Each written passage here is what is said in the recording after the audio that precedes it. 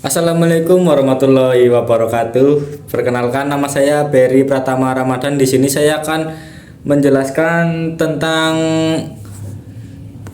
tentang peran Indonesia dalam perdamaian dunia. Yang pertama, makna hubungan internasional. Hubungan internasional berarti sebuah hubungan antar bangsa, baik antar warga negara suatu negara dan warga negara lain, negara individual, badan hukum, serta negara dengan negara. Yang kedua, pentingnya hubungan internasional bagi Indonesia. Kerjasama antar negara diperlukan antara lain dua faktor sebagai berikut. Yang pertama, faktor internal, yaitu kekhawatiran terancam kelangsungan hidup sebuah negara. Yang kedua, faktor eksternal, yaitu suatu negara tidak dapat berdiri tanpa bantuan dan kerjasama negara lain. Ketiga, politik luar negeri Indonesia dalam menjalin hubungan internasional. Kebijakan politik luar negeri Indonesia tidak terlepas dari pembukaan UUD 1945. Yang keempat, politik luar negeri bebas, dan Indonesia memiliki prinsip politik luar negeri bebas dan aktif. Bebas dapat diartikan Indonesia bebas bergaul dengan negara, maupun aktif dapat diartikan Indonesia aktif bekerja sama dengan negara lain. Peran Indonesia tidak memilih atau memihak salah satu kelompok, tetapi menekan pada peran atau kontribusi. Yang pertama, Indonesia memperlaksanakan KAA. Yang kedua, Indonesia memperkasai gerakan non-blok pada tahun 1961. Yang ketiga, Indonesia aktif dalam berbagai organisasi regional maupun internasional seperti ASEAN, APEC, dan lain-lain. Pola hubungan internasional dilakukan Indonesia adalah kerjasama bilateral, kerjasama regional, dan kerjasama multilateral. Berikut kerjasama bilateral yang dilakukan pemerintah Indonesia, diantaranya sebagai berikut. Yang pertama, kerjasama RI dengan Vietnam. Yang kedua, kerjasama RI dengan India. Kerjasama regional. Yang pertama, kerjasama RI dengan Summit atau EAS. 3. Kerjasama multilateral, Konferensi Asia dengan Afrika, KAA atau Konferensi Asia Afrika. Sarana hubungan internasional menurut J. Frankel akan berancam macam sarana yang digunakan untuk melakukan hubungan internasional, yaitu diplomasi, negosiasi, lobby, propaganda, serta bidang militer. Diplomasi, pelaku politik internasional dan instrumen untuk mencapai tujuan kebijakan politik luar negeri suatu negara. Negosiasi, usaha untuk mengatasi masalah yang dihadapi oleh dua negara tanpa melibatkan pihak ketiga. Lobby merupakan kegiatan politik yang dimaksudkan untuk memengaruhi negara tertentu. Propaganda merupakan suatu usaha sistematis yang dilakukan untuk memengaruhi pikiran, emosi, dan tindakan suatu kelompok untuk kepentingan masyarakat pada umumnya. Ekonomi, sarana ekonomi dapat dipakai dalam keadaan perang, misalnya perang dingin antara dua negara, sehingga ada kebijakan ekonomi yang diambil untuk membatasi hubungan perdagangan kedua negara. Kekuatan militer, kekuatan untuk melakukan hubungan internasional dengan negara lain semakin baik karena tingkat kepercayaan tinggi. Peran Indonesia dalam menciptakan perdamaian dunia melalui organisasi internasional. Organ internasional adalah wadah kerjasama beberapa negara untuk mencapai suatu tujuan bersama yang telah disepakati. Peran Indonesia dalam pembentukan ASEAN. Negara pendiri sekaligus yang tergabung dalam ASEAN adalah Indonesia, Malaysia, Filipina, Singapura, dan Thailand. Peran Indonesia dalam menciptakan perdamaian dunia melalui organisasi internasional. Yang pertama, salah satu pemerkasa GNP, Gerakan Non-Blok. Yang kedua, pemimpin Gerakan Non-Blok pada tahun 1991 ketika penyelenggara KTT, Gerakan Non-Blok. 4.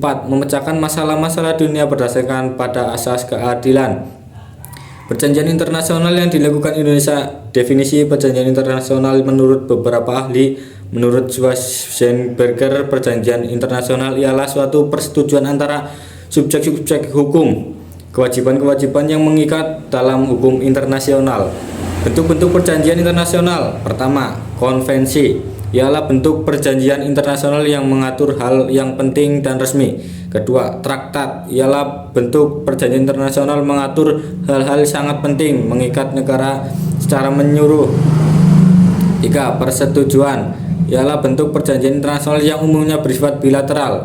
Empat, pengaturan ialah bentuk lain dari perjanjian yang dibuat sebagai pelaksana teknis. Lima, memorandum.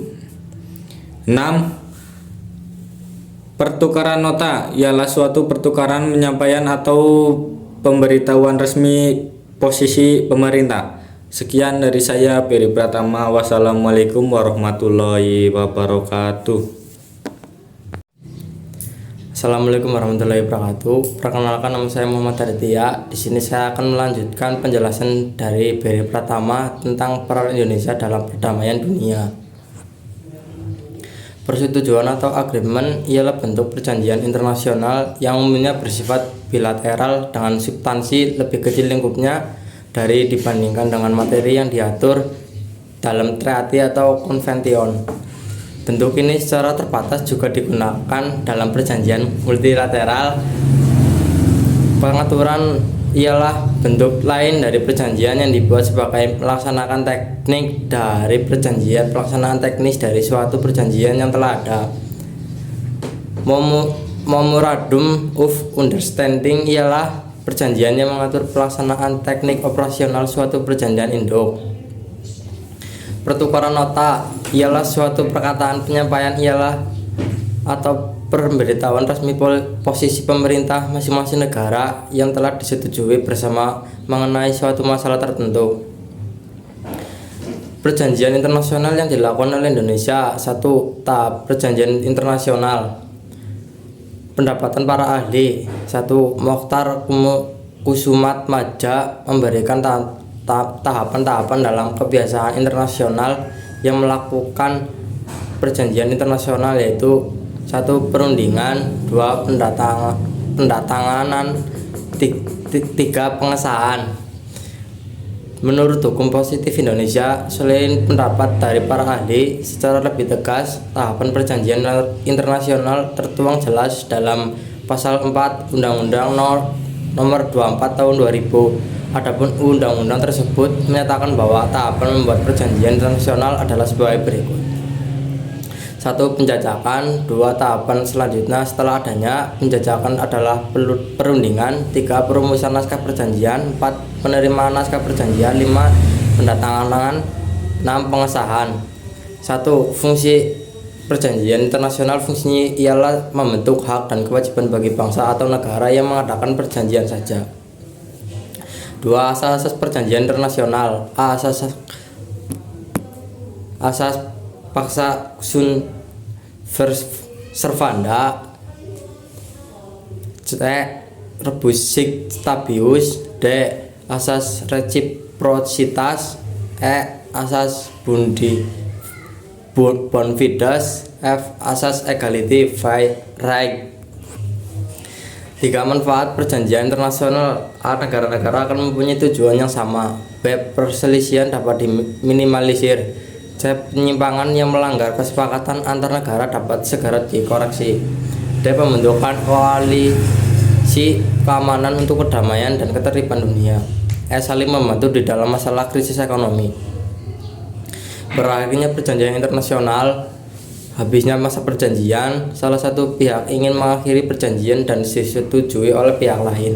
Adanya pihak yang merasa dirugikan oleh pihak lain telah tercapai tujuan dari perjanjian, dan syarat mengakhiri perjanjian sesuai dengan kesepakatan telah terpenuhi. A. Kedudukan perwakilan diplomatik Indonesia. Terdapat 4 unsur hubungan diplomatik, yaitu sebagai berikut. 1. Hubungan antar bangsa. 2. Pertukaran misi diplomatik. 3. Status jabatan diplomatik. 4. Kekebalan buku atau hak intraterritorial.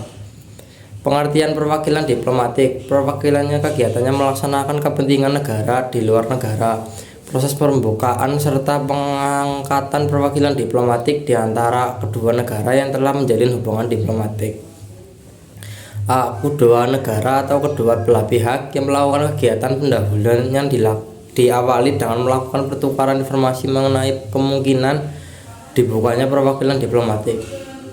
Masing-masing kedua belah pihak kemudian mengajukan permohonan mengenai persetujuan untuk mendapatkan diplomat atau duta besar atau duta yang telah dicalonkan oleh masing-masing kedua belah pihak negara. C. Persetujuan oleh negara penerima atau kedua belah pihak untuk saling menempatkan kedua diplomat. D. Wajib menemui Direktur Protokol Departemen Luar Negeri. Tujuan diadanya suatu perwakilan di negara lain adalah sebagai berikut. 1. Memelihara kepentingan negaranya terhadap negara lain. 2. Melindungi seluruh warga negara sendiri yang sedang bertempat tinggal di negara penerima. 3. Menerima berbagai pengaduan atau komplain. Tugas serta fungsi dari perwakilan diplomatik Republik Indonesia. 1. Representasi adalah selain untuk mewakili pemerintahan negaranya sendiri, diplomat juga bisa dilakukan proses pengadaan penyelidikan dengan pemerintah negara penerima. 2. Negosiasi adalah mengadakan proses perundingan atau pembicaraan dengan baik dengan negara tempat diplomat. 3. Observasi adalah menelan dengan teliti setiap peristiwa atau kejadian di negara penerima yang mungkin dapat mempengaruhi kepentingan negaranya. 4. Proteksi adalah melindungi pribadi, harta benda, dan kepentingan warga negaranya yang sedang berada di luar negeri. 5. Persahabatan adalah peningkatan hubungan persahabatan antara negara yang mengirim dengan negara penerima. Berdasarkan Konvensi Wina tahun 1961 disebutkan bahwa fungsi perwakilan diplomatik adalah sebagai berikut. 1. Memiliki kepentingan negara pengirim di negara penerima. 2. Melindungi kepentingan negara pengirim dan negara di negara penerima di dalam batas yang diizinkan oleh hukum internasional. 3. Mengadakan persetujuan dengan pemerintah negara penerima. 4. Menerima keterangan mengenai kondisi dan perkembangan negara penerima. 5. Memelihara hubungan persahabatan antar dua belah pihak negara. Bangsa Indonesia penempatan perwakilan diplomatik di negara lain berfungsi sebagai sarana sebagai berikut. 1. Mewakili negara Republik Indonesia secara keseluruhan di negara penerima atau pada suatu organisasi internasional. 2. Melindungi kepentingan nasional dan seluruh warga negara Indonesia di negara penerima.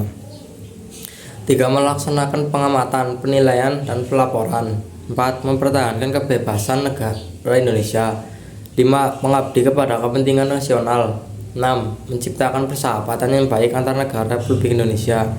7. Menyelenggarakan bimbingan dan pengawasan terhadap seluruh warga negara Indonesia yang berada di wilayah kerjanya.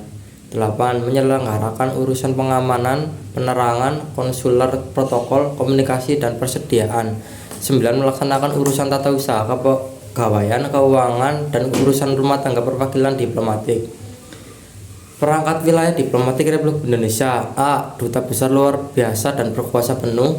B. Kuasa usaha. C. Atase Republik Indonesia. D. Atase pertahanan. E. Atase teknis. Sekian dari saya. Wassalamualaikum warahmatullahi wabarakatuh.